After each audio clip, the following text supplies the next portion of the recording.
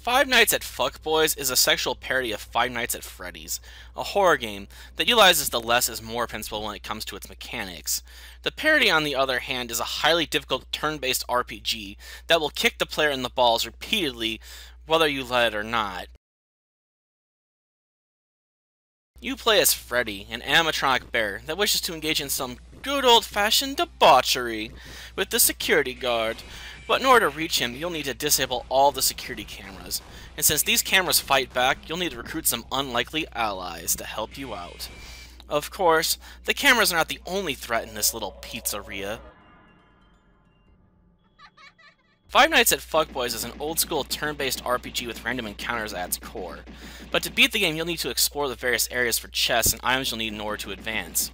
Though my best advice early on is to acquire the Dragon's Dildo, but this digital dildo just can't compete with Big Red. The Dragon's Dildo is one of the most powerful equipable weapons in the game, but Big Red is a weapon that comes with accessories to suit any occasion, like Pope Benedict, or Muha Red, Divine Prophet of the Enhanced Kama Sutra, or Liberal Cat for those furries out there. The Dragon's Dildo can be used to mess up some digital enemies like party hats, while Big Red can be used to screw your enemies in real life. And that is why Big Red is just vastly superior to Five Nights at Fuckboys' Dragon's Dildo. Though I will have to admit to having a soft spot for turn-based RPGs, so this game plays into my own personal taste rather well, despite how challenging it is. Graphically speaking, the game is mixed for me. On one hand, I like the design of the pizzeria, and feel like it has some decent mapping going for it.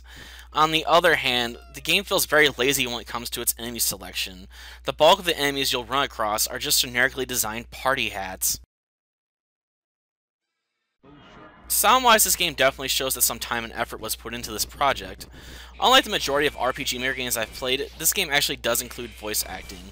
And while I'm not sure if I'd vouch for the quality of the performances on display, I want you inside of me. You fucking asshole.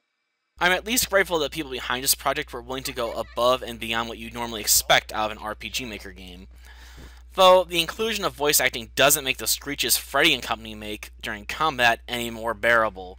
Yes, I realize it helps to tie the game in with the source material, but it also grates on my nerves and gives me a headache.